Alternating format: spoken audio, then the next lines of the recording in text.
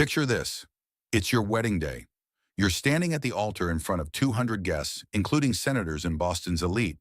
The man you love looks into your eyes as the priest asks him to say, "I do." And instead he says, "I can't." But that's not the worst part. He then declares his love for another woman who walks down the aisle in a blood-red dress to claim him. Your humiliation is broadcast live.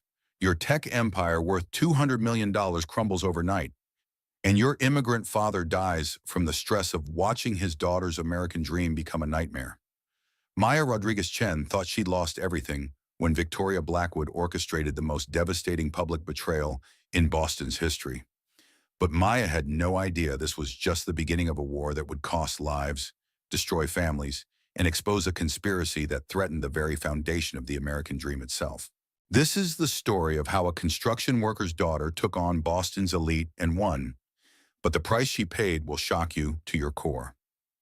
Maya Rodriguez-Chen stood before the floor-to-ceiling windows of her Boston penthouse office, watching the morning sun paint the harbor gold. At 28, she had already graced the cover of Forbes 30 Under 30, her tech startup ConnectCare valued at $200 million. The elderly care platform she had built from her cramped childhood bedroom now employed 300 people and served over 50,000 families across New England. Her reflection in the glass showed a woman transformed by success, but not hardened by it. Maya still carried herself with the quiet determination her father Carlos had instilled in her, the same focus that had driven her through MIT on a full scholarship and Harvard Business School as one of only 12 Latina students in her class. ConnectCare had started as a simple idea born from tragedy. Her grandmother Elena, who had raised Maya while her parents worked double shifts, had fallen in her empty apartment and lain there for 6 hours before Maya found her. That night in the hospital, holding her grandmother's weathered hand, Maya had promised to build something that would ensure no elderly person would ever feel forgotten or alone again. The technology was elegant in its simplicity, a comprehensive platform that connected elderly clients with healthcare providers, family members, and emergency services through wearable devices, smartphone apps, and smart home integration. When Mrs. Patterson in Beacon Hill forgot to take her medication, the system alerted her daughter in California and her doctor in Boston simultaneously. When Mr. Kowalski in Dorchester fell in his bathroom, emergency responders were at his door within 4 minutes. Maya's phone buzzed with a text from Jackson Sterling, her fiancé of 2 years. "Can't wait to marry you tomorrow, beautiful. You've made all my dreams come true." She smiled, touching the simple engagement ring he had given her. Unlike the massive diamonds favored by Boston's old money families, this ring represented something real. Jackson had chosen it himself, he said, because it reminded him of her authenticity in a world full of pretense. "Miss Rodriguez-Chen?" Her assistant knocked softly. "The final head count for tomorrow is confirmed. 200 guests, including the governor and 3 senators. The media coordinator says Boston Magazine wants an exclusive on the reception." Maya nodded, still gazing out at the water.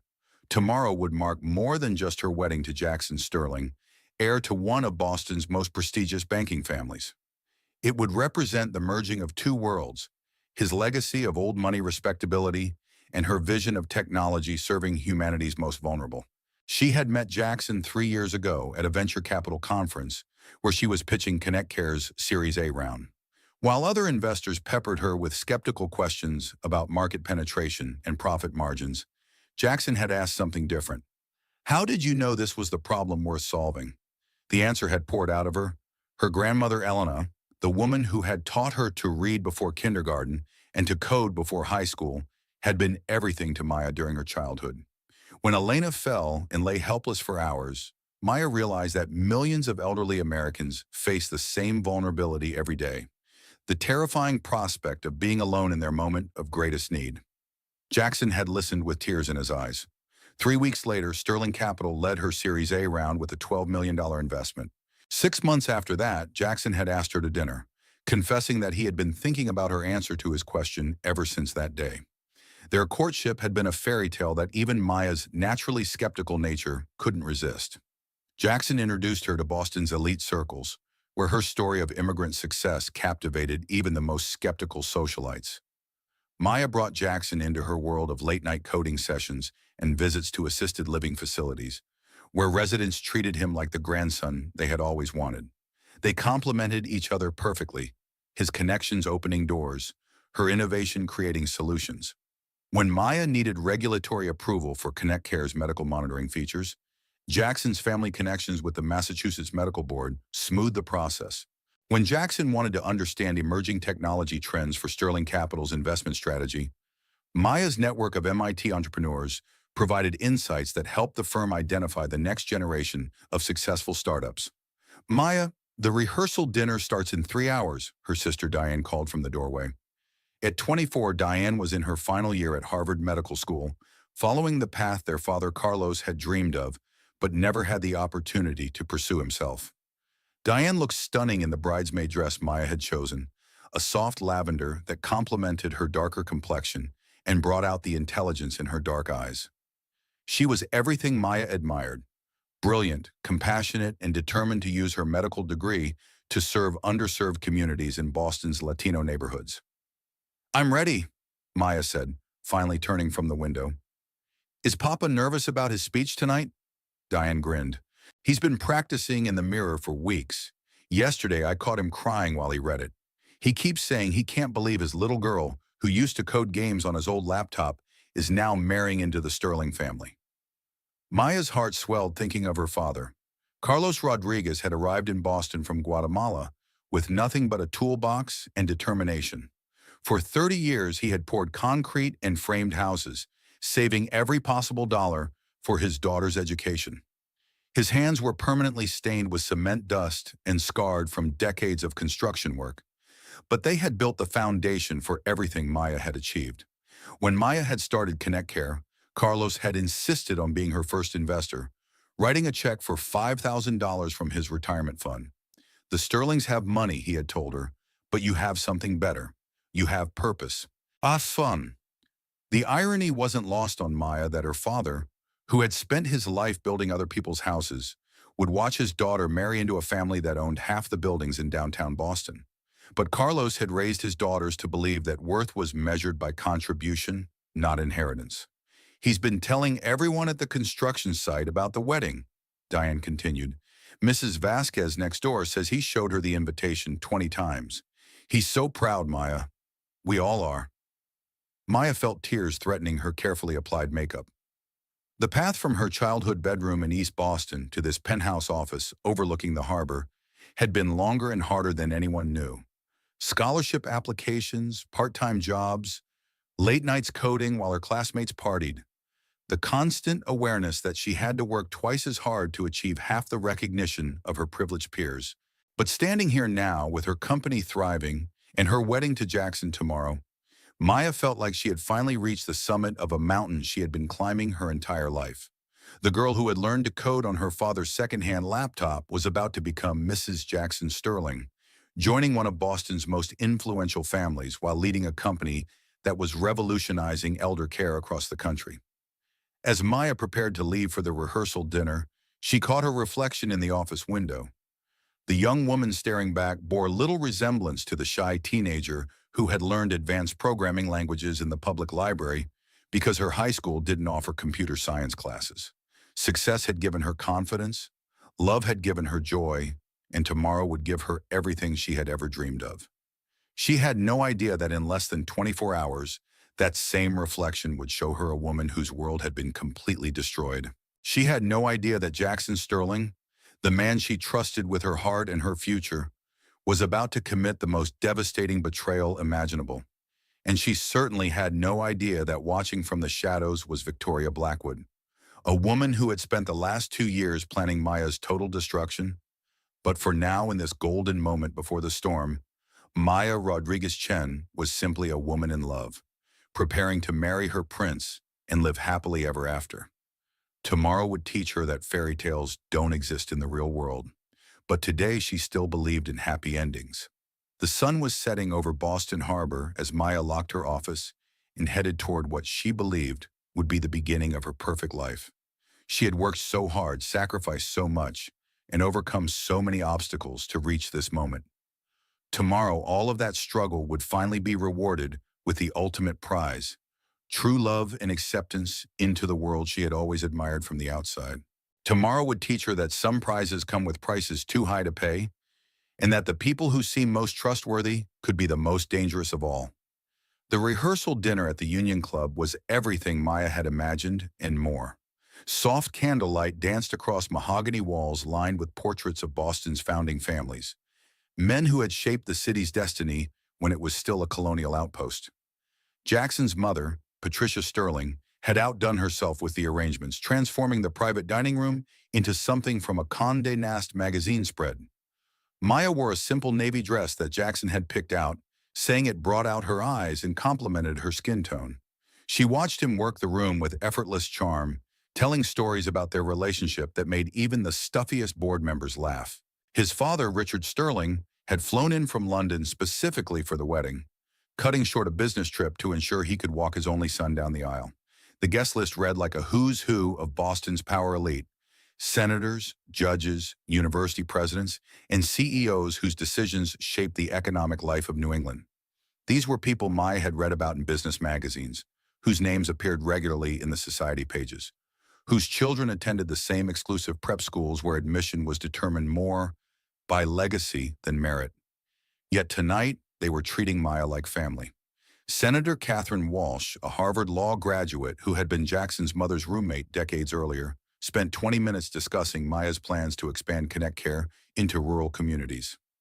Judge Robert Chen, no relation despite sharing Maya's adoptive surname, praised her work ethically integrating artificial intelligence into healthcare decision-making.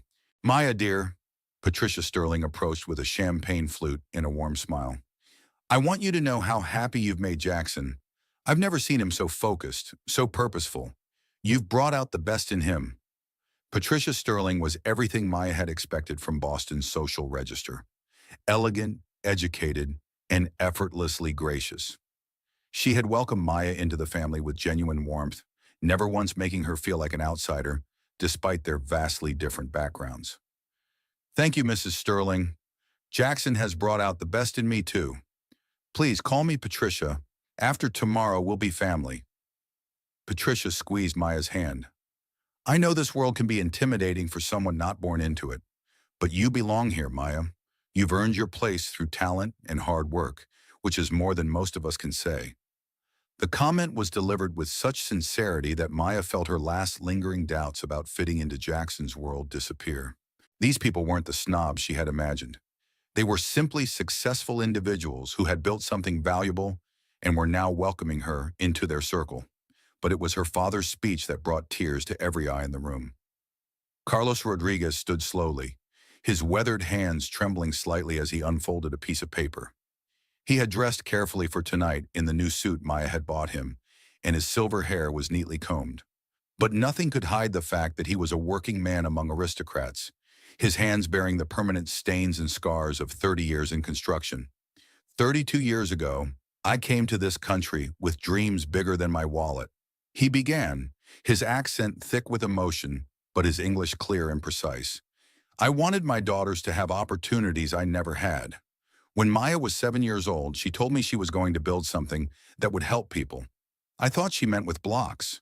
Gentle laughter rippled through the room, and Maya saw Jackson's eyes filling with tears as he listened to her father's words. But my Maya, she builds with code and compassion. She builds with determination and dreams. She sees problems where others see inconveniences, and she creates solutions where others make excuses. Tomorrow, she marries into a family that has shaped this city for generations. But Jackson Sterling, you are the lucky one. You are getting a woman who sees problems and creates solutions, who leads with her heart and succeeds with her mind. Carlos's voice broke slightly as he continued. In Guatemala, I learned that a man's worth is measured not by what he inherits, but by what he builds with his own hands. In America, I learned that dreams are not enough without the courage to pursue them. Maya, mi corazón, you have shown both courage and compassion. You have made your old papa so proud. He looked directly at Jackson, his voice gaining strength. Jackson, you treat her like the treasure she is, or you answer to me. The room erupted in applause and laughter. Jackson stood, embracing Carlos warmly. Sir, she's safe with me. I promise you that. Maya felt overwhelmed by the warmth and acceptance surrounding her. This was her family now, Not just Jackson, but this entire community of successful, influential people who had welcomed her based on her achievements and character rather than her pedigree. Later, as the evening wound down, Maya stepped onto the club's terrace for air. The September night was perfect, crisp but not cold, with Boston's skyline twinkling beyond the harbor. The city looked different from this height, less intimidating and more welcoming than it had seemed when she was a scholarship student struggling to fit in at MIT. Jackson joined her, wrapping his arms around her waist from behind. He smelled like expensive cologne and champagne, like success and privilege and everything Maya had worked so hard to achieve. "Tomorrow," he whispered against her ear, "we start forever." "Are you nervous?" Maya asked, leaning back against his chest. "About marrying you? Never. About giving a speech in front of 200 people, including 3 senators and the governor? Terrified." Maya laughed, turning in his arms to face him. "You'll be perfect. You always are." Something flickered across Jackson's face, too quick for Maya to interpret.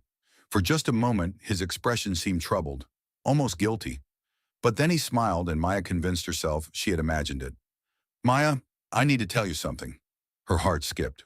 "What is it?" Jackson hesitated, opening his mouth as if to speak, then closing it again. He looked out over the harbor, his jaw working as if he was struggling with some internal conflict. "Jackson, what's wrong?" He turned back to her, and for a moment Maya saw something in his eyes that looked almost like desperation.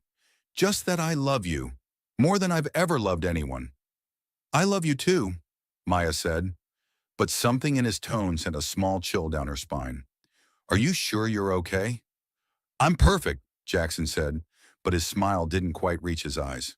"Everything is perfect." Across the terrace, neither of them noticed the figure watching from the shadows of the club's garden. Victoria Blackwood had been planning this moment for 2 years, ever since Jackson had chosen Maya Rodriguez Chen over her. Victoria, who had dated Jackson through their final year at Harvard Business School. Victoria, who had expected a proposal that never came. Victoria, who had watched from afar as Jackson fell in love with someone else. But Victoria Blackwood was not a woman who accepted defeat gracefully. She was a woman who planned, who calculated, who waited for the perfect moment to strike. And tomorrow at the altar of St. Paul's Cathedral, with Boston's elite watching and cameras rolling, she would execute the most devastating revenge she had ever conceived. Victoria smiled in the darkness, checking her phone one final time. Everything was in place. The research report exposing ConnectCare's fabricated safety issues would publish Monday morning. The short positions in Maya's company stock were established through shell companies that couldn't be traced back to her. The doctored communications that would destroy Maya's credibility were ready to release to regulatory authorities. But the masterstroke would happen first. Tomorrow, Jackson Sterling would stop mid-vow and confess his affair with Victoria. He would claim he could no longer live a lie, that he had realized Victoria was his true love all along. Maya would be humiliated in front of everyone who mattered in her professional and personal life. Jackson had no idea, of course. Victoria had spent months manipulating him, playing on his insecurities about Maya's success, convincing him that Maya saw him as just another investor rather than a true partner. She had been patient, strategic, and utterly ruthless in exploiting his deepest fears about being overshadowed by his brilliant fiancé. The psychological manipulation had been exquisite. Victoria had convinced Jackson that Maya's love was conditional on his family's wealth and connections, that she would never have chosen him if he were just another Harvard MBA working at a mid-tier investment bank. She had planted seeds of doubt about Maya's authenticity, suggesting that the immigrant success story was carefully calculated to appeal to wealthy liberal guilt. Most devastatingly, Victoria had convinced Jackson that Maya's refusal to take his surname professionally was evidence that she was using him for social advancement while maintaining her independence for when someone better came along. She had twisted Maya's feminist principles into evidence of opportunism, her ambition into proof of selfishness. Tomorrow, Maya Rodriguez Chen would learn that in the game of power and privilege, success made you a target, love made you vulnerable, and trust could be weaponized by those who understood how to exploit it. She would discover that the fairy tale she thought she was living was actually a carefully constructed nightmare designed to destroy everything she had built. As Maya and Jackson headed inside, planning to spend their last night apart before becoming husband and wife, Victoria Blackwood was already celebrating her victory. She had no idea that Maya's father had spent years learning to recognize wolves in sheep's clothing. She had no idea that Carlos Rodriguez had been quietly documenting everything, preparing for the war he sensed was coming. The stage was set for a battle that would destroy everything Maya had built, but would ultimately forge her into something stronger than she had ever imagined possible. Tomorrow would be the beginning of the end of Maya's innocence, but also the first day of her real education in how power actually worked in America. The rehearsal dinner was ending, but the real performance would begin in 12 hours at St. Paul's Cathedral, where Maya Rodriguez Chen would learn that some love stories are actually revenge tragedies in disguise. St. Paul's Cathedral had never looked more magnificent. White roses and baby's breath cascaded from every pew, their fragrance mixing with the scent of burning candles and polished wood. The morning light streaming through stained glass windows painted everything in jewel tones.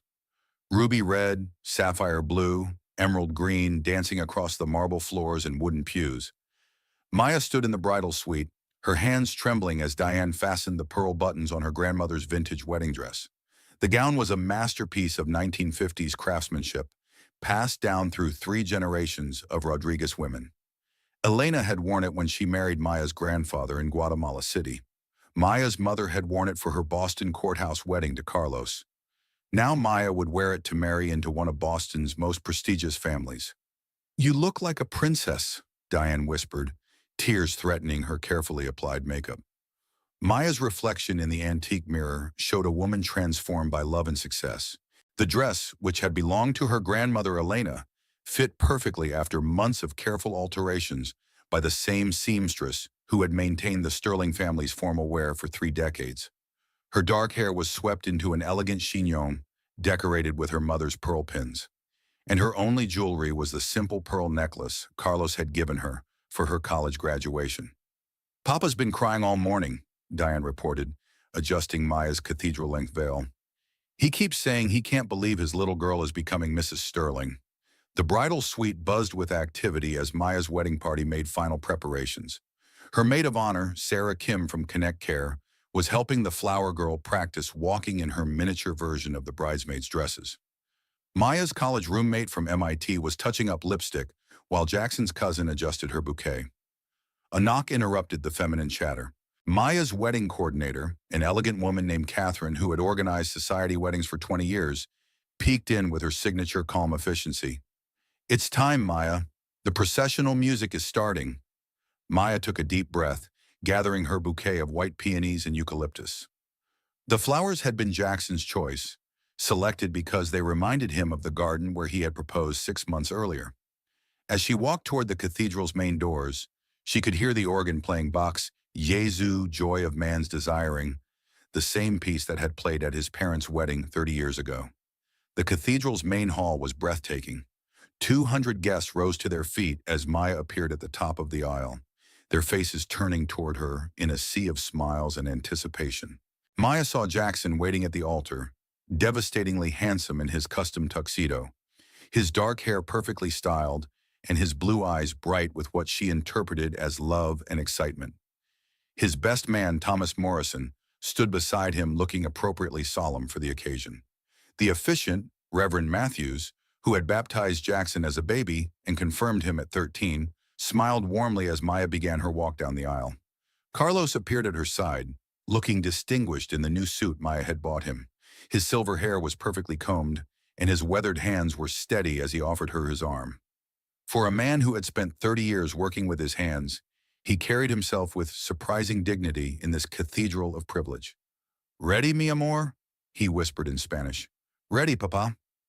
The walk down the aisle felt like floating through a dream. Maya saw her colleagues from Connect Care beaming in the front rows, their faces filled with pride for their brilliant CEO. She saw Patricia Sterling dabbing her eyes with a handkerchief, overwhelmed with emotion at watching her only son marry the woman who had captured his heart. She saw the governor and 3 senators, venture capitalists who had funded her company's growth, and journalists who would write about Boston's wedding of the year. These were people whose approval she had sought her entire professional life, and now they were celebrating her personal happiness as much as her business success. When Carlos placed her hand in Jackson's, he whispered something in Spanish that made Maya smile. Be happy, mi niña. You deserve all the joy in the world. Jackson looked into her eyes, and for a moment, everything felt perfect. This was the culmination of everything she had worked for. Love, success, acceptance, and the promise of a future where she would never again feel like an outsider looking in. Reverend Matthews began the ceremony with readings about love and commitment, speaking about the sacred bond between two souls choosing to unite their destinies. Maya barely heard the words, lost in Jackson's gaze and the overwhelming sense that she was exactly where she belonged. The ceremony proceeded flawlessly through the opening prayers and readings. Jackson's college roommate delivered a touching reading from Corinthians about love being patient and kind. Diane read a poem about two hearts becoming one. The cathedral's acoustics carried every word clearly to the assembled guests. Dearly beloved, Reverend Matthews intoned, his voice echoing in the sacred space. We are gathered here today to witness the union of Jackson Alexander Sterling and Maya Elena Rodriguez Chen in holy matrimony. Holier. Maya felt her heart soaring as the Reverend spoke about the sacred nature of marriage, the commitment they were making not just to each other, but to their communities and families. This was the moment she had dreamed of since childhood, marrying her best friend in front of everyone who mattered to them. Do you, Jackson Alexander Sterling, Reverend Matthews began, take Maya Elena Rodriguez Chen to be your lawfully wedded wife, to have and to hold in sickness and in health, for richer and for poorer, for better and for worse, till death do you part? The cathedral fell silent. Maya smiled expectantly, waiting for Jackson's, I do. The pause stretched longer than normal, and Maya felt the first flutter of concern. Jackson was looking at her, but his expression was strange, conflicted. Instead of the joyful, I do, she expected, Jackson's face crumpled. He stepped back from her, shaking his head. I can't, he said, his voice carrying in the perfect acoustics of the cathedral. I'm sorry, Maya. I can't do this. The silence that followed was deafening. Maya felt the blood drain from her face as 200 guests registered what was happening. Camera phones began rising as journalists realized they were witnessing a scandal that would dominate headlines for weeks. Jackson, what are you saying? Maya whispered, her voice barely audible. I've been living a lie, Jackson said, his voice stronger now, carrying to every corner of the cathedral. Maya, you're an incredible woman, but I've realized I'm not in love with you. I'm in love with someone else. Gas echoed through the cathedral like a wave. Maya heard her father's sharp intake of breath behind her, felt Diane's hand reach out to steady her. The bouquet in her hands suddenly felt impossibly heavy, and she struggled to process what was happening. Who? Maya whispered, though part of her already knew. Victoria Blackwood stood up from a pew near the back, stunning in a blood-red dress that violated every wedding etiquette rule ever written. She walked down the aisle with predatory grace, her designer heels clicking on the marble floor like a countdown to destruction. Maya watched in horror as the woman she had never considered a threat approached the altar. Victoria was everything Maya wasn't. Old money elegant, Harvard connected, born into the world that Maya had worked so hard to enter. She moved through the cathedral like she owned it, which Maya realized with sickening clarity she probably did through family connections and donations. Jackson's been in love with me for months, Victoria announced, her voice carrying clearly through the cathedral's acoustics. We've been trying to fight it, but love can't be denied. Maya watched in horror as Victoria reached the altar and took Jackson's hand possessively. The gesture was deliberate, calculated to inflict maximum humiliation in front of Boston's most influential people. I'm sorry it happened this way, Maya, Victoria said, not sounding sorry at all. But Jackson deserves to be with someone who truly understands his world. The implication was clear and devastatingly cruel. Maya, the immigrant's daughter, the scholarship kid who had clawed her way to success, would never truly belong in Jackson's rarefied world of old money and inherited privilege. She was an outsider playing dress-up, and everyone in the cathedral now knew it. Maya stood frozen, her bouquet trembling in her hands. She could hear whispers spreading through the congregation like wildfire, could see camera phones recording every second of her humiliation. The story would be online within minutes. Tech mogul left at altar by banking heir. Her personal devastation would become public entertainment. Then she heard her father's voice, quiet but firm. Maya, hold your head up. Walk out with dignity. Carlos Rodriguez had spent 30 years working for men like Jackson Sterling, building their houses, pouring their driveways, accepting their casual condescension with patient dignity.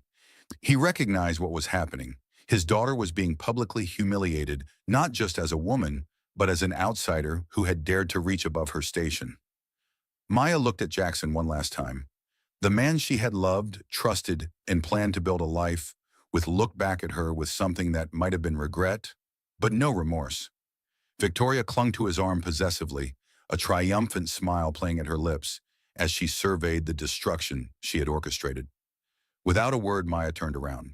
Her father offered his arm, and together they walked back down the aisle that minutes earlier had represented the path to her dreams. Every step echoed in the terrible silence, each footfall marking the death of the fairy tale she had believed in. As they reached the cathedral doors, Maya heard Jackson's voice behind her. Maya, I hope someday you'll understand. She didn't turn around. She didn't respond. She walked out of St. Paul's Cathedral and into a world where everything she had believed about love, trust, and human decency had just been revealed as an illusion. Outside, reporters were already gathering like vultures drawn to carrion. Miss Rodriguez Chen, how do you feel about being left at the altar? One shouted. Any comment on the affair? Called another. Carlos stepped protectively in front of his daughter. No questions, he said firmly, his voice carrying the authority of a man who had faced harder challenges than aggressive reporters. As they drove away in the car that should have taken them to the reception, Maya stared out the window at the Boston skyline that had once represented infinite possibility. Now it looked cold and hostile, filled with people who would spend the weekend gossiping about her humiliation over champagne and canapes.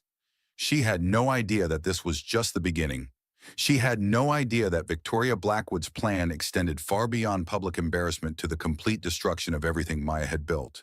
And she certainly had no idea that Monday morning would bring revelations that would make being left at the altar seem like a minor inconvenience compared to what was coming.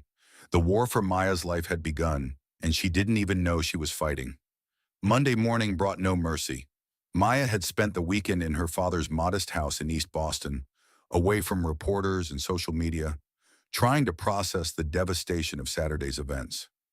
The small house where she had grown up felt like a refuge from the storm of public humiliation that had engulfed her life. Diane had stayed with her, making endless cups of tea and fielding calls from concerned friends and colleagues. Maya's phone had been buzzing constantly with messages of support, expressions of outrage at Jackson's behavior, and interview requests from journalists who wanted to capitalize on her pain. But nothing could have prepared Maya for what awaited her when she finally returned to Connect Care's offices Monday morning. Maya, thank God you're here, her chief technology officer, Sarah Kim, rushed toward her the moment she stepped off the elevator. Sarah's usually calm demeanor was replaced by barely controlled panic. We have a crisis, a major crisis. Maya's assistant handed her a tablet displaying the morning's financial news. The headline made her blood freeze. Connect Care platform linked to multiple elder deaths. Internal documents reveal safety cover-up. The article, published simultaneously by TechCrunch, Bloomberg, and the Wall Street Journal, detailed allegations that Connect Care's monitoring system had failed to detect medical emergencies in at least 12 cases over the past 18 months, resulting in preventable deaths. It included what appeared to be internal emails discussing the company's decision to hide these failures from regulatory authorities and continue operating despite known safety flaws. Maya, these emails, Sarah said, her voice shaking as she pointed to the documents displayed on the tablet. They have your signature on them, but I swear on my mother's grave, I've never seen them before. This isn't real data from our systems.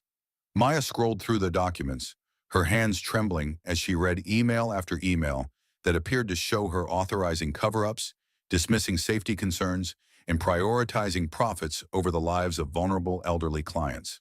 The emails looked authentic, complete with Connect Care letterhead, proper formatting, and her digital signature. But the content was fabricated. Every single allegation was false. Maya had never authorized hiding safety data. Connect Care's entire mission was built on transparency and trust. The company's safety record was actually exemplary, with their platform preventing hundreds of medical emergencies and saving dozens of lives.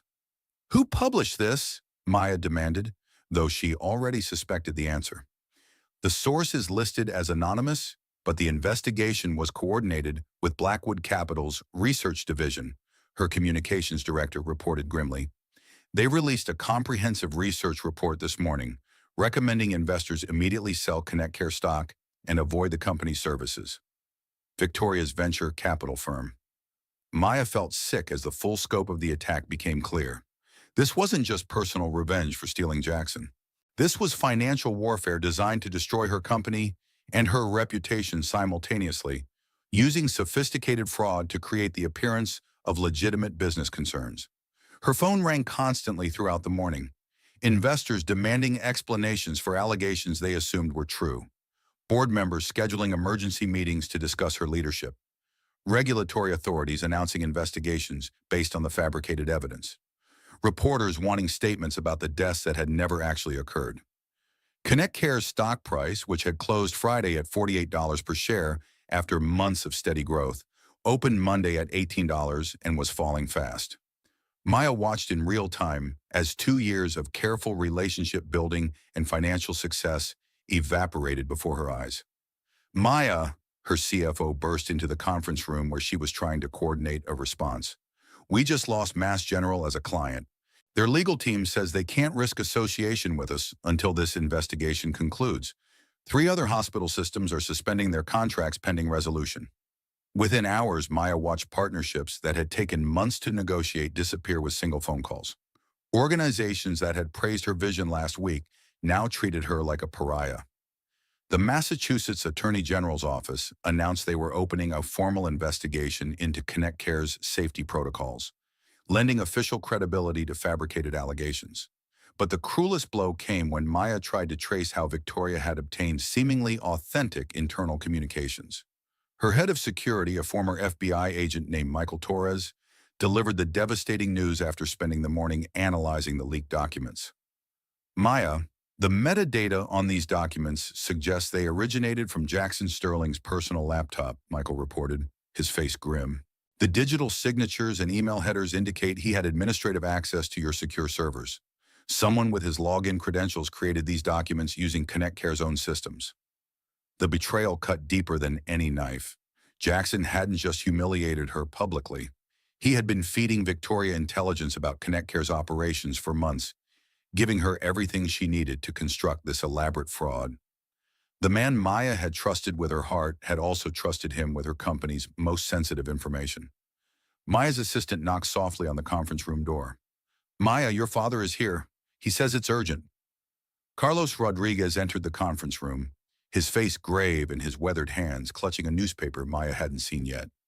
The Boston Herald's afternoon edition. The headline read, "From Rags to Riches to Ruin, the Rise and Fall of Maya Rodriguez Chen." The article was a character assassination disguised as investigative journalism. It questioned Maya's credentials, suggesting her Harvard MBA was the result of affirmative action rather than merit. It implied that ConnectCare's early success was due to Jackson's connections rather than Maya's innovation. It painted her as an opportunist who had used a romantic relationship with Jackson to gain access to Boston's business elite, only to betray that trust through corporate fraud. Papa, this is all lies, Maya said, tears finally coming after a day of numbly processing one devastating blow after another. Carlos sat down heavily across from her, his face showing every one of his 62 years. I know, mi amor, but lies can be more powerful than truth when they're told by the right people to the right audience. As the day wore on, the damage multiplied exponentially. ConnectCare's stock closed at $12, wiping out 75% of the company's value in a single trading session. Maya's personal net worth, built primarily on her equity in the company, had essentially evaporated. More importantly, the platform that served 50,000 elderly clients across New England was in jeopardy as partners fled and funding dried up. The human cost was devastating. Maya received calls from families whose elderly relatives depended on ConnectCare services, asking whether their loved ones were safe. She had to explain that the safety allegations were false while knowing that many people would stop using the platform anyway, leaving vulnerable elderly people without the protection they needed. That evening, Maya sat alone in her penthouse office watching the sun set over Boston Harbor. The same view that had filled her with pride Saturday morning now mocked her with its indifferent beauty. The city below continued its daily rhythm, unaware that one of its most promising young entrepreneurs was watching her life's work crumble in real time. Her phone buzzed with a text from an unknown number. "This is just the beginning. You took something that belonged to me. Now you'll learn what real loss feels like. V." Maya stared at Victoria's message, understanding for the first time that Saturday's wedding disaster had been merely the opening move in a much larger game. Victoria Blackwood wasn't just trying to humiliate her or steal Jackson. She was trying to erase Maya completely, to destroy not just her happiness, but her life's work and the platform that thousands of vulnerable people depended on. But Maya had inherited more than her father's work ethic and her grandmother's wedding dress. She had inherited Carlos Rodriguez's understanding that in America, success made you a target, and that fighting back required more than anger. It required strategy, patience, and the kind of determination that had carried her family across borders and through generations of struggle. The war was far from over. In fact, Maya was beginning to realize it was just beginning. Victoria had revealed her willingness to commit sophisticated fraud and destroy innocent people's lives for personal revenge. Maya needed to understand exactly who she was fighting and how far Victoria was willing to go. As night fell over Boston, Maya began planning her response. She had been caught off guard by the first attack, but she wouldn't make that mistake again. Victoria Blackwood had just taught her a valuable lesson about how power really worked in America. Now Maya would put that education to use. Tuesday brought news that made Monday's financial catastrophe seem like a minor setback. Maya was in her nearly empty office, most of her staff having been laid off overnight as Connect Care struggled to maintain operations, when Diane burst through the doors in tears. "Maya, you need to come to the hospital right now," Diane sobbed, her face streaked with mascara and her voice breaking. "It's Papa. He's had a heart attack." The drive to Massachusetts General Hospital passed in a blur of sirens and panic. Maya's mind couldn't process what Diane was telling her. Carlos Rodriguez, who had never missed a day of work in 30 years, who still played soccer with men half his age, who had seemed invincible despite his 62 years, was fighting for his life. Maya found her father in the cardiac intensive care unit, connected to machines that beeped and hummed with mechanical precision. His face was gray, his breathing labored, and his usually strong hands lay motionless on the white hospital sheets. The man who had built half of East Boston with those hands now looked fragile and small. "The doctor says it was massive," Diane whispered, clutching Maya's hand so tightly it hurt. "They're not sure if he'll make it through the night. Maya, what if we lose him? What if Papa dies thinking his daughter's a criminal?" Dr. Patricia Chen, no relation despite the shared surname, explained the situation in clinical terms that barely penetrated Maya's shock. "Your father's heart suffered severe damage. The stress of recent events appears to have triggered the attack. He was found collapsed in his living room with newspapers scattered around him. A neighbor heard him fall and called 911. Maya looked at the newspapers a nurse had collected from the scene. Every major Boston publication carried stories about Connect Care's alleged safety failures. The Boston Globe's headline read, "Local Family's American Dream Becomes Nightmare as Daughter's Company Faces Federal Investigation." The Herald had gone further. "Tech fraud, scandal rocks immigrant family. Father's sacrifice wasted on daughter's greed." As Maya held her father's hand, feeling how cold and fragile it was, a nurse quietly informed her that several reporters were waiting in the hospital lobby, hoping for a statement about Carlos's condition. Even her family's medical crisis had become part of the media circus surrounding her downfall. The irony was crushing. Carlos had worked himself nearly to death for 30 years to give his daughters opportunities he never had. Now the stress of watching Maya's success turn to scandal had literally broken his heart. "Maya," Carlos whispered, his voice barely audible above the machines. His eyes fluttered open, focusing on her face with effort. "I'm here, Papa. Don't try to talk. Promise me something," he continued, each word requiring tremendous effort. "Anything, Papa. Don't let them break you. Don't let them make you smaller than you are. Build something they can't destroy."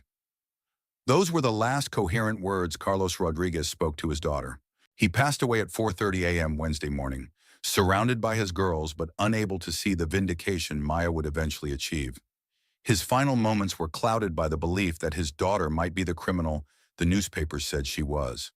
Maya's grief was compounded by rage when she learned that Victoria Blackwood had issued a statement to the press expressing sympathy for the Rodriguez family, while noting that stress-related health issues often accompany financial impropriety investigations. The implication was clear and monstrous. Carlos had died from shame over his daughter's alleged crimes. The funeral was held Friday morning at Sacred Heart Church in East Boston, the same church where Carlos had prayed every Sunday for 30 years, lighting candles for his daughter's success and his wife's soul. Maya expected a small gathering of family and friends, but was shocked to find the church packed with construction workers, nurses, teachers, and other members of Boston's working-class Latino community. "Your father helped my family when no one else would," explained Mrs. Vasquez, Carlos's next-door neighbor. "When my husband was injured and couldn't work, Carlos brought us food every week and found my husband light duty until he healed." Similar stories emerged throughout the service. Carlos had quietly helped dozens of families over the years, paying medical bills, finding jobs for unemployed men, tutoring children who struggled in school. The man who had seemed focused solely on his daughter's success had actually been building an entire community of mutual support. But even this moment of community celebration was tainted by Victoria's vindictive reach. As Maya delivered her eulogy, praising her father's sacrifice and dignity, she noticed several people recording with their phones. Later that day, edited clips appeared on social media, with commentary suggesting Maya was exploiting her father's death for public sympathy in her fraud case. The final blow came when Maya returned home from the cemetery to find Diane waiting with devastating news. Harvard Medical School had expelled her, effective immediately. "They say there's evidence I cheated on my medical boards," Diane said, her voice hollow with disbelief.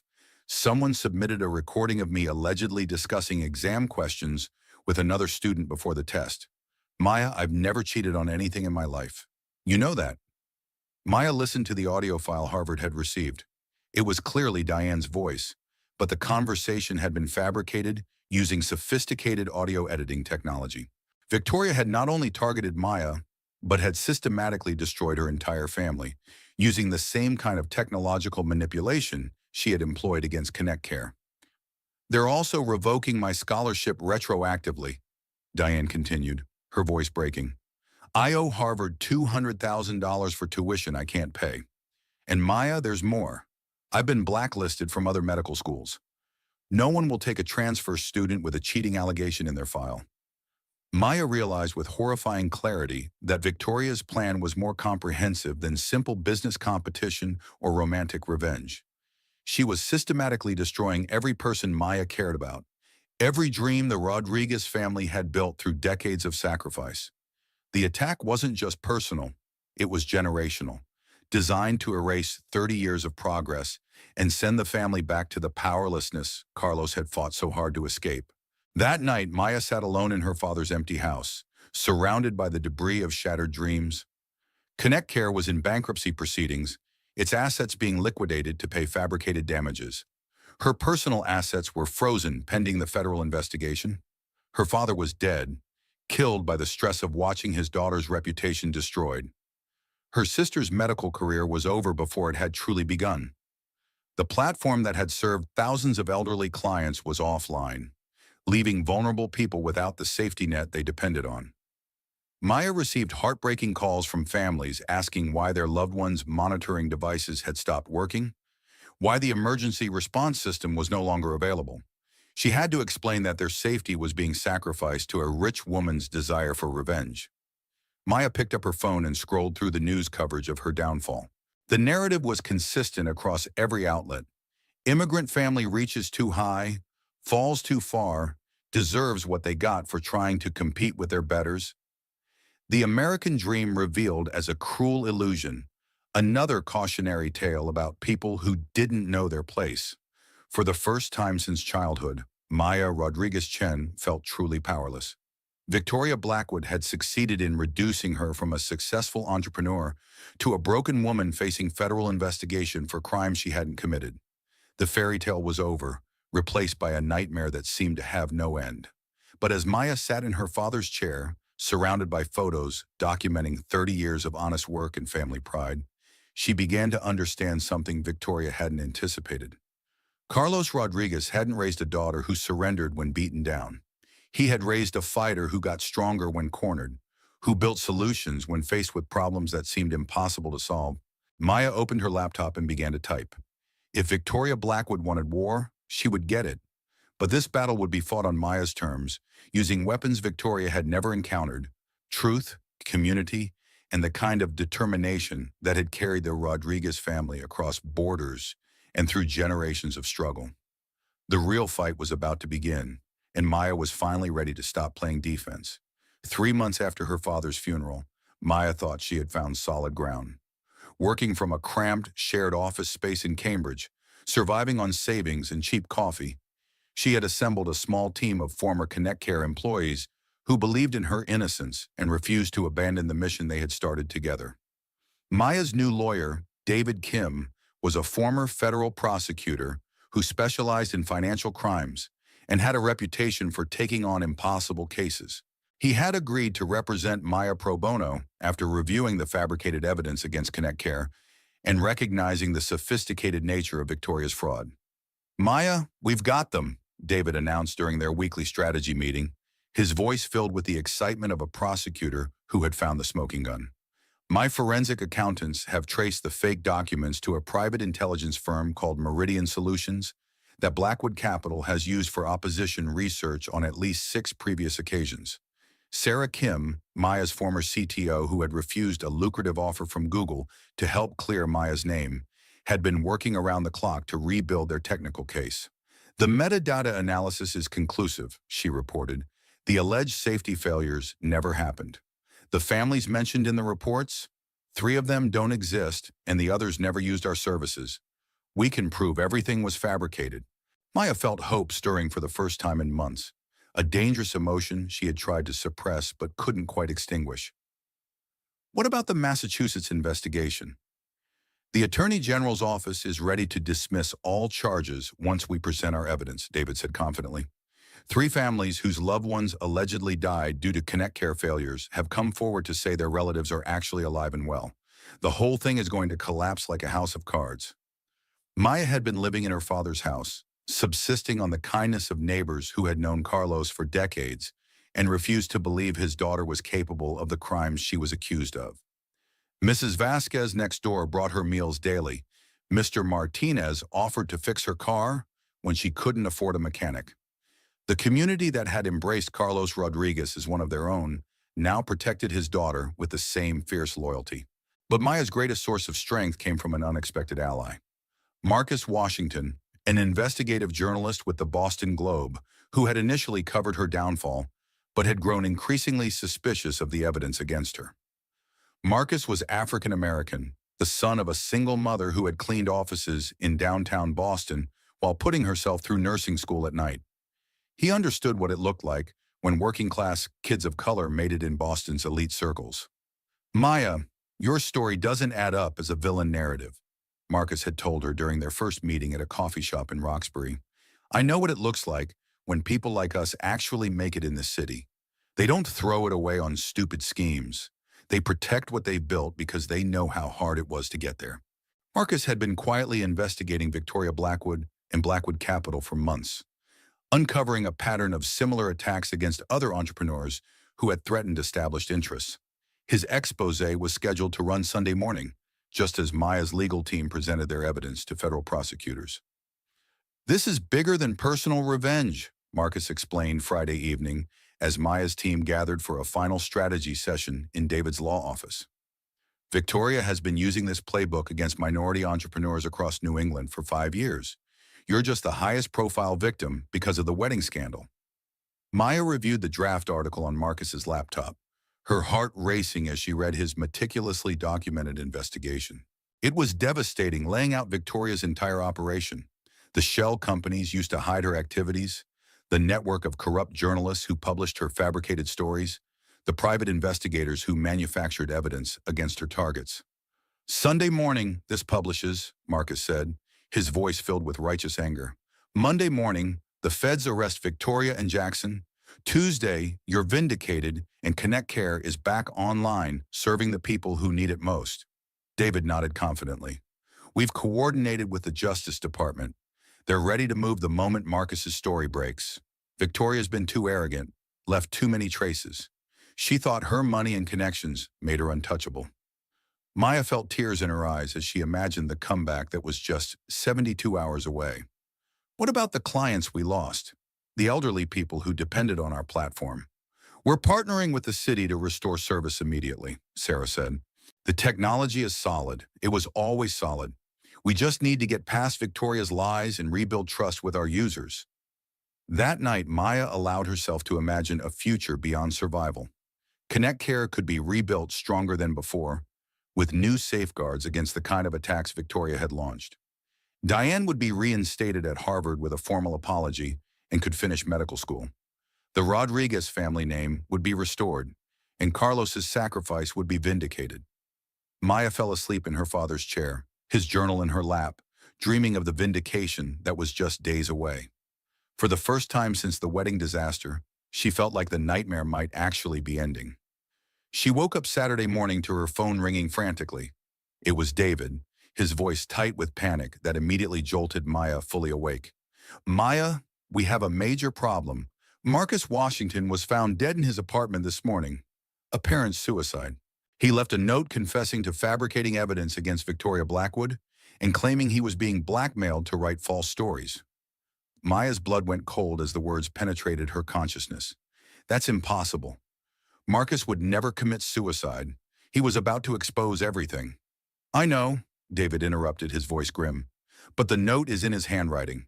His laptop is missing, along with all his research files and backup drives. Maya, the story was scheduled to auto-publish this morning. Instead, the Globe ran a retraction, claiming their investigation found no evidence of wrongdoing by Blackwood Capital. Maya sat in stunned silence as David continued delivering devastating news that destroyed everything they had built over 3 months of careful preparation. It gets worse. Meridian Solutions, the private intelligence firm that created the fake documents, they dissolved overnight. All employees have disappeared. The offices are empty, and the corporate records have been sealed by a federal court order. Our forensic evidence just became hear support without any way to verify the source. Sarah's voice came through speakerphone, barely a whisper. Maya, the Massachusetts Attorney General's office just called. They're proceeding with criminal charges against Connect Care. Someone provided them with new evidence overnight. They say it's ironclad and proves our innocence claims were fraudulent. Maya realized with horrifying clarity that Victoria Blackwood was not just wealthy and connected. She was willing to commit murder to protect her scheme, and she had the resources to make it look completely convincing. Marcus Washington had died because he had tried to help Maya seek justice. The phone rang again. This time it was Diane, sobbing hysterically. Maya, the FBI just raided my apartment. They say I was part of Connect Care's safety cover-up conspiracy. Harvard has permanently expelled me and filed criminal charges for academic fraud. They have new evidence that I was working with you to hide the deaths. As Maya processed the complete collapse of her legal strategy, her phone buzzed with a text from the same unknown number that had contacted her months earlier. Did you really think it would be that easy? Some games are rigged from the start. Next time, know your place. V. Maya stared at the message, understanding that Victoria had been toying with her for months. The hope, the gathering evidence, the promise of vindication, it had all been an elaborate psychological torture designed to make her eventual defeat even more devastating. Victoria had let Maya believe she could fight back, then crush that hope more thoroughly than if she had never allowed it to exist. Marcus Washington was dead. Her legal case was destroyed. Her sister faced federal charges as a co-conspirator, and Victoria Blackwood had just demonstrated that she could kill with impunity and make it look like suicide, leaving no trace of evidence that could be used against her. Maya was trapped in a nightmare with no escape, facing an enemy with unlimited resources and absolutely no moral boundaries.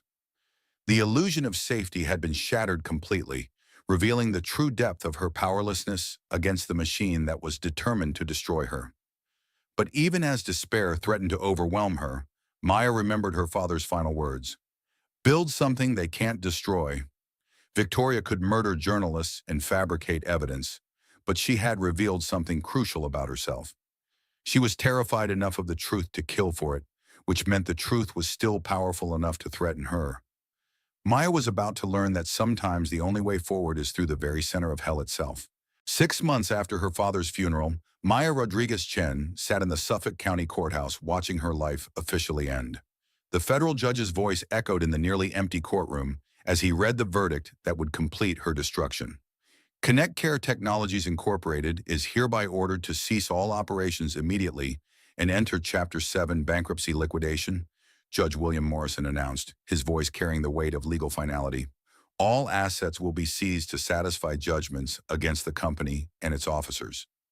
Maya's public defender, an overworked and underpaid attorney named Robert Chen, who had been assigned her case when she could no longer afford private counsel, had done his best with an impossible situation.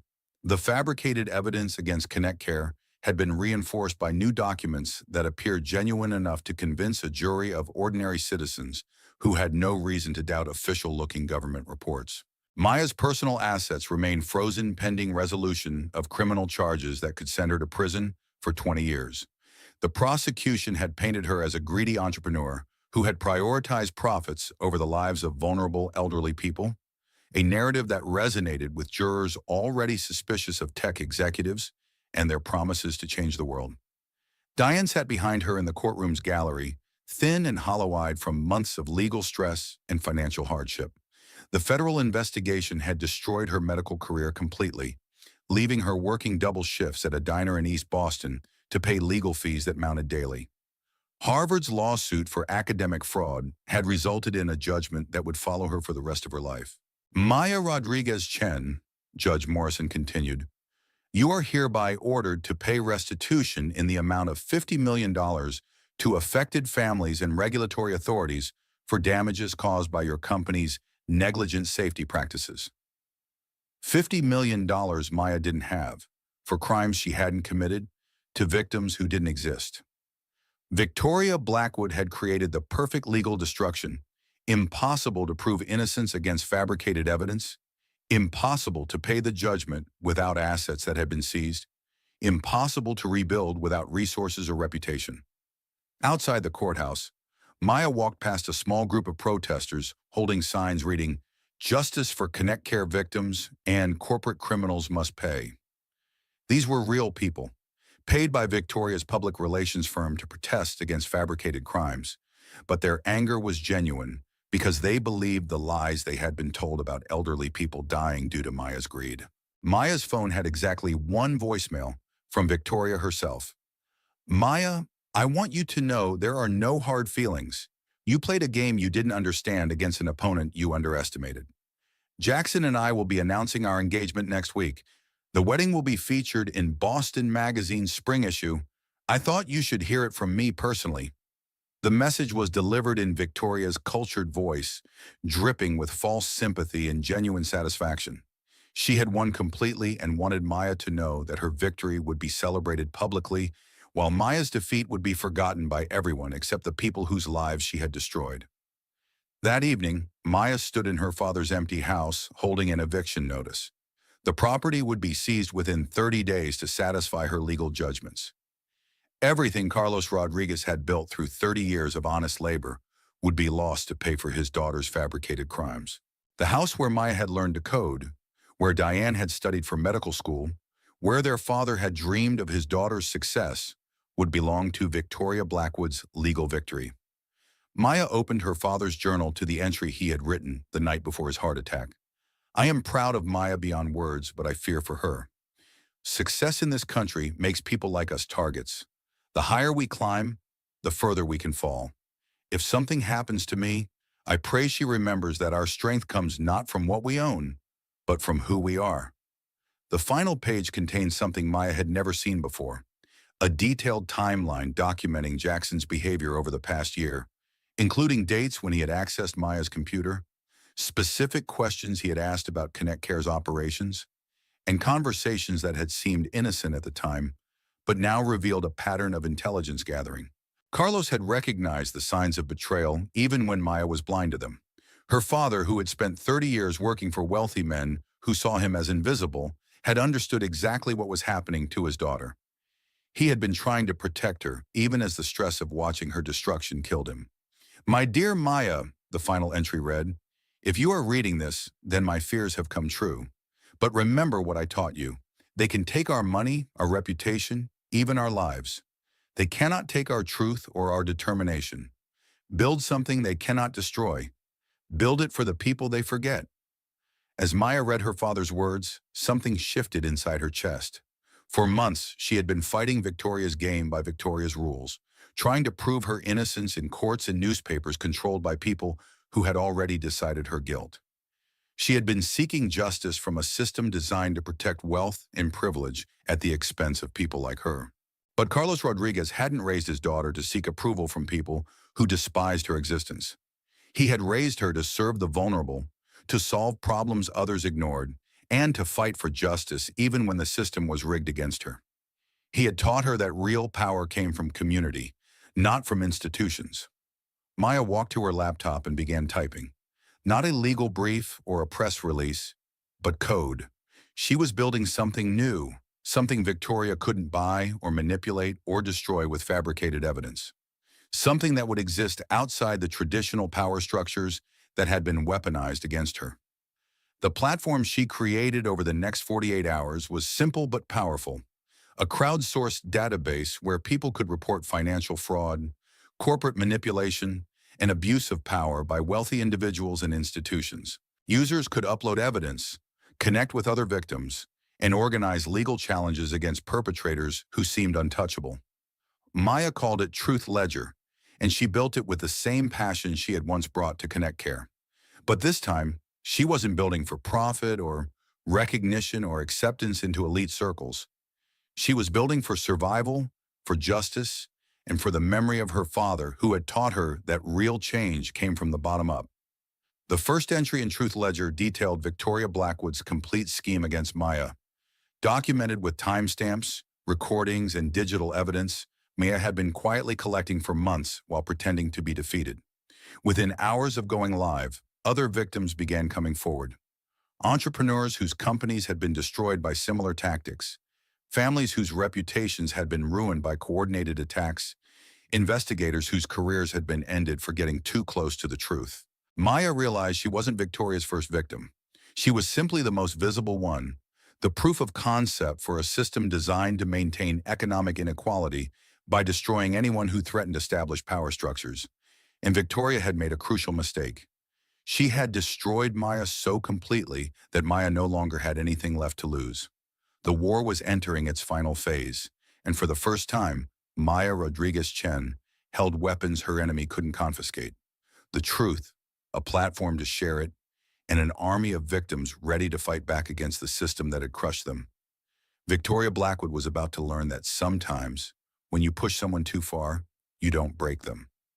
You forge them into something much more dangerous than they ever imagined they could become. 3 weeks after launching Truth Ledger from her father's kitchen table, Maya was working 18-hour days coordinating what had become a full-scale movement for economic justice. The platform had exploded beyond her wildest expectations, attracting thousands of users sharing stories of corporate fraud, financial manipulation, and abuse by powerful individuals who had seemed untouchable. Maya's father's house had been transformed into an unlikely headquarters for digital revolution. Mrs. Vasquez had converted her basement into a makeshift server room. Mr. Martinez had donated computers from his electronics repair shop. Father Miguel from Sacred Heart Church had organized a network of volunteers to help moderate the platform and verify user submissions. The East Boston community that had embraced Carlos Rodriguez for 30 years now embraced his daughter's fight for justice with the same fierce loyalty. These were people who understood what it meant to be powerless against wealth and privilege, who had seen their own dreams crushed by systems designed to keep them in their place. "Maya, you need to see this immediately," called Elena Santos, a former Connect Care employee who had become Maya's volunteer chief researcher. Elena had lost her job and her health insurance when Connect Care folded, but had refused Victoria's offer of employment at Blackwood Capital, recognizing it for the bribe it was. Elena's laptop displayed a Truth Ledger submission that made Maya's hands shake as she read it. The post was from Jennifer Walsh, a former senior analyst at Blackwood Capital, who had been fired 6 months earlier after questioning Victoria's research methods and refusing to sign off on fabricated investment reports. Victoria Blackwood has been running a systematic scheme to destroy minority-owned businesses across New England for the past 5 years, Jennifer had written. I have copies of internal communications, client lists, financial records, and operational manuals proving she targeted companies owned by women, people of color, and first-generation immigrants. Connect Care was just the highest-profile case in a much larger pattern of economic terrorism. The documents Jennifer uploaded were devastating in their scope and detail. Internal emails showed Victoria explicitly instructing her team to identify successful minority entrepreneurs who threaten established market share and develop comprehensive destruction strategies combining financial warfare, regulatory capture, and reputational assassination. Maya read communications between Victoria and Jackson dating back 18 months, revealing that their affair had begun as part of Victoria's plan to gain inside access to Connect Care's operations. Jackson had been manipulated just as thoroughly as Maya. His insecurities about his trust fund background, exploited by Victoria's promises of authentic success, built on his own merits rather than his family's wealth. The emails showed Victoria systematically destroying Jackson's confidence in Maya's love, convincing him that she was using him for social advancement while planning to discard him once she no longer needed his connections. Victoria had twisted every gesture of Maya's independence into evidence of opportunism, every success into proof that she was outgrowing Jackson. But the most shocking revelation was Victoria's client list, a who's who of Boston's old money families and established corporations who had paid millions to eliminate entrepreneurial competition through coordinated attacks designed to look like market forces and regulatory oversight. The American dream was being systematically murdered by people who already had everything but couldn't tolerate others achieving success. Maya, Elena said quietly, there are 12 other companies Victoria destroyed using the exact same playbook she used against you. Dozens of families wiped out, hundreds of employees left without jobs, thousands of customers left without services they depended on, all to preserve the market dominance of companies owned by Victoria's clients. Maya stared at the evidence, understanding for the first time that her personal tragedy was part of a much larger system designed to preserve economic inequality by destroying anyone who threatened established power structures. This wasn't capitalism, it was economic feudalism disguised as free market competition. We need to go public with this, Maya said, her voice gaining strength for the first time in months. Not through traditional media. They're all controlled by people who benefit from Victoria's system. We need to reach people directly, bypass the gatekeepers who have been protecting her. Over the next week, Maya's team worked around the clock to verify Jennifer's documents and connect them with other Truth Ledger submissions. The pattern was undeniable and horrifying. Victoria Blackwood had weaponized corporate law, regulatory capture, and media manipulation to systematically destroy competition while enriching established interests who paid her millions for the service. Maya decided to release everything at once in a comprehensive report she titled The Blackwood Files: How Boston's Elite Conspired to Destroy the American Dream. The report documented every case, every victim, every fraudulent piece of evidence Victoria had fabricated over 5 years of organized economic warfare against working-class entrepreneurs. But Maya faced the same problem that had destroyed Marcus Washington: how to get the truth to people when the traditional gatekeepers were complicit in the cover-up. Every major media outlet in Boston had financial relationships with Victoria's clients. Every regulatory agency had been captured by the same interests Victoria served. The solution came from an unexpected source. Luis Ramirez, a senior at MIT studying computer science, had grown up in East Boston and remembered Carlos Rodriguez as the man who had employed his father when no one else would hire undocumented workers. Luis had been following Maya's story and offered to help in a way that would change everything. Maya, forget traditional media, Luis said during a late-night strategy session in the converted basement headquarters. My generation gets information from completely different sources. We don't trust newspapers or television news. Give me your report in 48 hours. I'll make sure every college student in New England reads it. Luis and his network of student activists created what they called Operation Sunlight, a coordinated social media campaign that would release Maya's evidence across dozens of platforms simultaneously. They would bypass traditional gatekeepers by going directly to their target audience. Young people who understood economic inequality as an existential threat and had no loyalty to the institutions that protected it. The plan was brilliant in its simplicity. At exactly noon on a Friday, thousands of students would simultaneously post excerpts from the Blackwood Files across every social media platform, using hashtags that would trend instantly and reach millions of people before Victoria's public relations machine could respond. Within hours of Operation Sunlight's launch, Maya's report was trending on every major social media platform. College students shared it with their parents. Young professionals forwarded it to their colleagues. The story spread faster than any traditional media outlet could have achieved, reaching millions of people before Victoria's crisis management team even understood what was happening. The reaction was immediate and devastating for Victoria. Truth Ledger crashed from overwhelming traffic as hundreds of thousands of new users registered to share their own stories of corporate abuse. The hashtag #Blackwood Files became a rallying cry for economic justice advocates across the country. Maya watched from her father's kitchen as the movement she had started grew beyond anything she could have imagined. Television news programs were forced to cover the story because it was trending so heavily on social media. Senators began calling for investigations.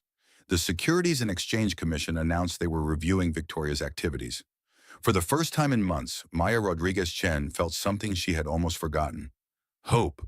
Not hope for personal vindication, but hope that the system could be changed, that predators like Victoria could be stopped, that the American dream could be protected for future generations of immigrants and entrepreneurs.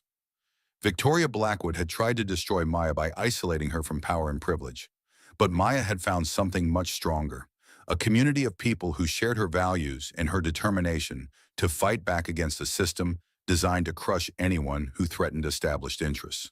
The tables were finally turning, and Victoria was about to learn that armies of ordinary people fighting for justice were much more powerful than networks of wealthy elites protecting their privilege. The federal courthouse in Boston had never seen anything like it. Thousands of protesters filled the steps and surrounding streets, holding signs reading "Justice for all victims" and "End corporate terrorism." They had come from across New England and beyond. Entrepreneurs whose companies had been destroyed, families whose reputations had been ruined, workers whose livelihoods had been stolen by Victoria Blackwood's systematic scheme of economic warfare. Maya stood at the center of it all, flanked by Elena Santos and Jennifer Walsh, the whistleblower whose evidence had finally brought Victoria down. She wore a simple black dress that had belonged to her mother and carried her father's rosary in her pocket for strength. This was the moment Carlos Rodriguez had died believing would never come, the day his daughter would see justice served. The crowd was diverse in every way that mattered, young and old, every ethnicity, every economic background. What united them was their shared experience of being targeted by a system designed to preserve inequality through the systematic destruction of anyone who threatened established power structures. "Maya Rodriguez Chen," called Sarah Kim, rushing toward her through the crowd. "The Justice Department just announced the final charges: conspiracy to commit securities fraud, conspiracy to commit wire fraud, conspiracy to commit murder in the first degree for Marcus Washington's death, racketeering under the RICO Act, and domestic terrorism for her coordinated attacks on minority entrepreneurs. Victoria is facing life in prison without possibility of parole." Maya felt tears in her eyes as she absorbed the news. Marcus Washington's death would finally be investigated as the murder it was. The families destroyed by Victoria's schemes would have their day in court. The system that had enabled corporate predators to destroy honest competition would be exposed and dismantled. Jackson Sterling emerged from the courthouse in handcuffs, flanked by FBI agents and looking like a broken man. The person Maya had once loved appeared to have aged a decade in the months since their aborted wedding. Their eyes met briefly as he was led to a waiting car, and Maya saw genuine remorse in his gaze, but also the hollow understanding that some betrayals could never be forgiven or forgotten. Maya called David Kim, the lawyer who had stood by her when her case seemed hopeless. Jackson just agreed to testify against Victoria in exchange for a reduced sentence. He's providing everything: communications, financial records, audio recordings of Victoria planning Marcus Washington's murder, and testimony about the systematic destruction of minority-owned businesses. The crowd parted as Maya made her way into the courthouse for the hearing that would determine Victoria's fate. The courtroom was packed beyond capacity, with overflow crowds watching on closed-circuit television in adjacent rooms. This was more than a criminal trial. It was a reckoning with a system that had allowed wealth and privilege to weaponize justice against working-class entrepreneurs. The courtroom was packed beyond capacity when Victoria's trial began 3 months later. Maya testified for 2 full days, recounting the systematic destruction of her company, her family, and her father's legacy. But she wasn't the only victim to take the stand. 12 other entrepreneurs told similar stories: promising companies destroyed by fabricated evidence, families bankrupted by fraudulent lawsuits, careers ended by coordinated character assassination campaigns. The pattern was undeniable, the evidence overwhelming, and the human cost devastating. Victoria's defense team, the most expensive legal talent money could buy, argued that she was simply an aggressive competitor operating within legal boundaries. They painted her as a successful businesswoman being persecuted for her success, a victim of reverse discrimination by prosecutors seeking to appease minority activists. But Jackson Sterling's testimony destroyed that narrative completely. Victoria Blackwood orchestrated the murder of Marcus Washington because his investigation threatened to expose her entire operation, Jackson testified, his voice steady despite the weight of his words. She told me Marcus's death had to look like suicide and that no one would investigate too closely because he was African American and had supposedly been caught fabricating evidence. Jackson's voice broke as he continued. She showed me the suicide note she had forged in Marcus's handwriting. She had been planning his murder for weeks, studying his routines, his mental health history, his apartment building security system, everything she needed to make his death believable as suicide. Tyrannon. The prosecution presented audio recordings Jackson had made of Victoria planning other attacks, including detailed discussions of how to fabricate evidence against minority entrepreneurs and coordinate media campaigns to destroy their reputations.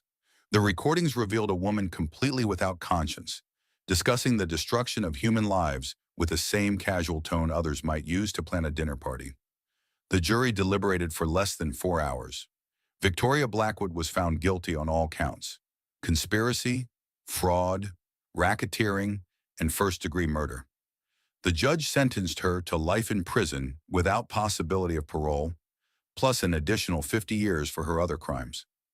The defendant's crimes represent more than simple financial fraud, Judge Patricia Romano stated during sentencing. This was a systematic attack on the fundamental principles of free enterprise and equal opportunity that define American democracy. Victoria Blackwood didn't just destroy businesses, she attempted to destroy the very idea that talent and determination could triumph over inherited privilege. As Victoria was led away in shackles, Maya felt a complex mixture of satisfaction and sadness. Justice had been served, but it couldn't bring back her father or restore the years of struggle and pain Victoria's scheme had caused. Marcus Washington would never see his vindication. Carlos Rodriguez had died believing his daughter was a criminal. Outside the courthouse, Maya addressed the crowd of supporters who had stood with her throughout the long fight for justice. The speech had been written and rewritten dozens of times, but when the moment came, Maya spoke from her heart. 6 months ago, I thought my story was over, Maya said, her voice carrying clearly in the autumn air. I thought Victoria Blackwood had destroyed everything my family had built over 30 years of honest work. But I learned something important. They can take our companies, our money, even our lives, but they cannot take our truth, our community, or our determination to fight for what's right. Maya looked out at the faces in the crowd. Immigrants who had built businesses from nothing, students who were fighting for economic justice, workers who refused to accept that wealth and privilege placed anyone above the law. These were her people, her true community, and they had stood by her when the systems designed to protect justice had failed.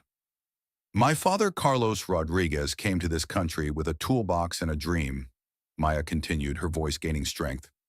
He believed America was a place where hard work and honesty could build a better life for his children. Victoria Blackwood tried to prove him wrong. She tried to show that success was reserved for people born into the right families, that the American dream was a lie told to keep working people in their place. The crowd was silent, hanging on every word.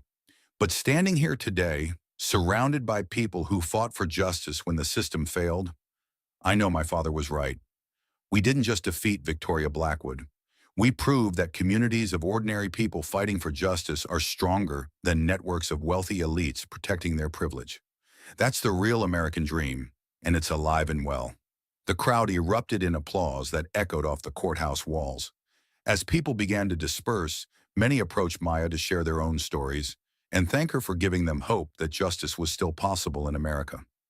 Diane approached her sister with tears streaming down her face.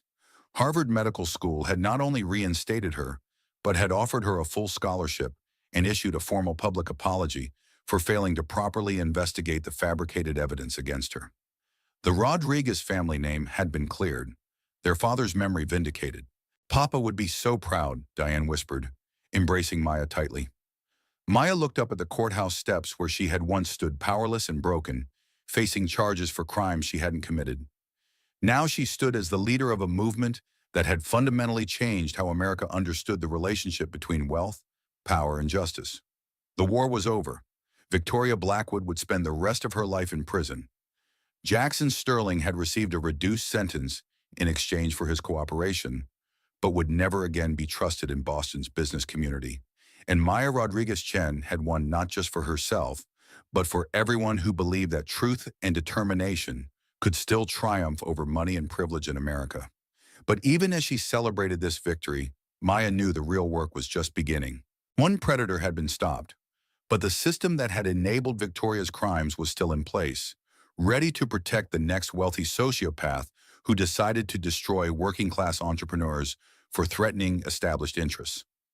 Maya had found her life's mission, building systems that would protect future generations from the kind of destruction she had survived. The little girl who had learned to code on her father's second-hand laptop was about to change how America protected its dreamers from those who would destroy them for daring to succeed. 2 years after Victoria Blackwood's conviction, Maya Rodriguez Chen stood before a joint session of Congress, invited to testify about corporate accountability and economic justice. The woman addressing the nation's lawmakers bore little resemblance to the broken entrepreneur who had once sat powerless in a bankruptcy court, watching her life's work crumble based on fabricated evidence.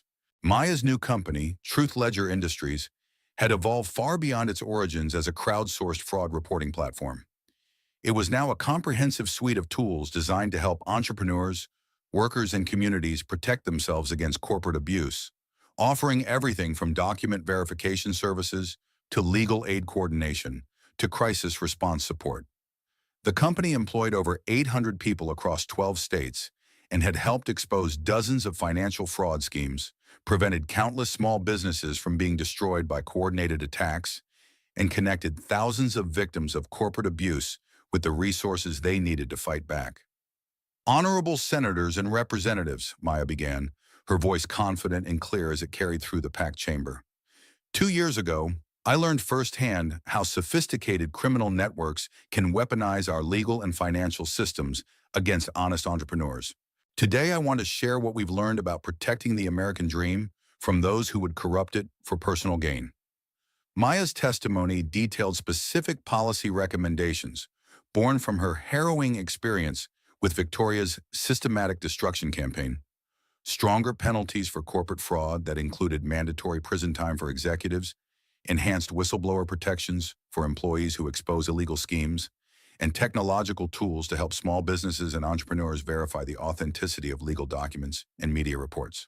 She spoke about the need for federal legislation to combat economic terrorism, the coordinated use of legal and financial systems to destroy legitimate businesses for competitive advantage. She outlined how artificial intelligence could be used to detect patterns of fraudulent attacks before they destroyed their targets. But her most powerful moment came when she spoke about personal resilience and community support, as the ultimate weapons against predators who weaponized wealth and privilege. The greatest protection against economic predators isn't law enforcement or regulation, though both are essential, Maya said, her voice carrying the authority of someone who had survived the worst and emerged stronger. It's communities of people who refuse to abandon each other when powerful interests try to divide and conquer us. After her testimony, Maya walked through the Capitol building to a private meeting with Senator Elizabeth Warren, who had become a champion of Maya's cause and was sponsoring legislation inspired by the Blackwood case. They discussed comprehensive reforms that would create new federal protections for entrepreneurs targeted by coordinated financial attacks. Maya, your story has fundamentally changed how we think about economic violence in America, Senator Warren said as they sat in her office overlooking the National Mall. You've shown that what happened to you wasn't an isolated incident, but part of a systematic effort to preserve inequality by destroying anyone who threatens established power structures. That evening, Maya returned to Boston for the grand opening of the Carlos Rodriguez Center for Entrepreneurial Justice, a nonprofit organization she had founded in her father's memory, using the settlement money from her lawsuit against Victoria's network of co-conspirators. The center provided legal support, financial resources, and community networks for entrepreneurs from underrepresented backgrounds who face coordinated attacks on their businesses. It operated on a simple principle Carlos had taught his daughter. Real change happened when communities protected each other against predators who hid behind wealth and respectability. The opening ceremony was held at the restored Connect Care building, which Maya had purchased and renovated as the center's headquarters. The same conference room where Victoria's fraud had once destroyed Maya's company now housed a legal aid clinic staffed by volunteer attorneys who specialized in corporate accountability cases. Diane Rodriguez Chen, now Dr. Diane Rodriguez Chen, served as the center's medical director, providing healthcare services to entrepreneurs and their families while they fought legal battles against corporate predators. She had graduated first in her class from Harvard Medical School and had been accepted to a prestigious residency program in emergency medicine, but had chosen to dedicate her career to serving the community that had supported her family through their darkest hours. Maya, Diane said during her speech at the opening ceremony, her voice filled with pride and love. Papa always said that success was measured not by what you accumulated, but by what you contributed to making the world more just. You have contributed justice, hope, and proof that ordinary people can defeat extraordinary corruption when they refuse to surrender their truth. The ceremony was attended by hundreds of people whose lives had been touched by Maya's fight for justice. Entrepreneurs who had been saved from destruction by Truth Ledger's early warning systems, students who had been inspired to pursue social justice careers, families who had found hope in their darkest moments through the community Maya had built. As the evening concluded, Maya walked alone through the center's halls, pausing at a memorial wall dedicated to victims of corporate fraud. Marcus Washington's photograph held a place of honor, along with dozens of other entrepreneurs, journalists, and activists who had paid the ultimate price for challenging entrenched power. Maya's phone buzzed with a notification from Truth Ledger's monitoring system. Another entrepreneur was under attack, this time in Seattle, using methods similar to Victoria's playbook, but adapted for the tech industry. Maya smiled grimly as she forwarded the alert to her response team. They had been preparing for this fight their entire organizational life. A text message followed from Amanda Foster, the Seattle entrepreneur. Ms. Rodriguez Chen, my name is Amanda Foster. I'm a software engineer whose company is being attacked using methods identical to those Victoria Blackwood used against you. I've documented everything and uploaded it to Truth Ledger. Can you help us fight back? Maya typed her response immediately. Amanda, you're not alone. We've been preparing for this fight our entire lives. Our Seattle team will be in touch within the hour. Together, we're going to stop them. Walking to her car, Maya paused to look up at the Boston skyline that had once represented everything she thought she wanted. Acceptance from the elite, integration into established power structures, validation from people who valued wealth over character. Now she understood that real success meant something entirely different. Building systems that protected the vulnerable, creating communities that supported each other against predators, and proving that truth and determination could still triumph over money and privilege in America when people stood together. Maya Rodriguez Chen had lost everything Victoria Blackwood had tried to take from her. her original company, her naive faith in institutional justice, her father's life, her sister's initial dreams. But in fighting back, she had found something much more valuable, a purpose larger than personal success, a community stronger than individual achievement, and a legacy that would protect countless others from the kind of destruction she had survived. Carlos Rodriguez's daughter had fulfilled his greatest dream.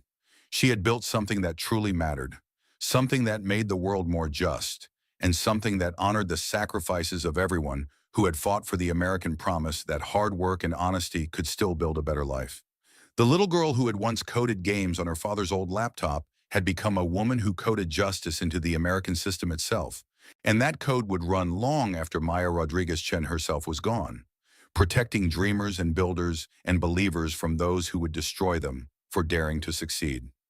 Maya had risen from the ashes of her destruction, not just as a survivor, but as a phoenix whose fire would light the way for countless others, facing their own battles against impossible odds. Victoria Blackwood had tried to prove that the American dream was a lie. Instead, she had proven that it was strong enough to survive even the most sophisticated attempts to destroy it. The Rodriguez family's American dream lived on, transformed but unbroken, in every entrepreneur who refused to surrender, every community that protected its dreamers, and every person who chose truth over power in the eternal struggle for justice. If this story gripped you from the first sentence, imagine what the next hour will bring. Hit that like button if you're ready for a tale of betrayal, revenge, and ultimate justice. Drop a comment telling me what you think Maya should have done differently. And don't forget to subscribe and hit the notification bell, because stories like this one will change how you see power, privilege, and the real cost of success in America. Trust me, you won't want to miss what happens next.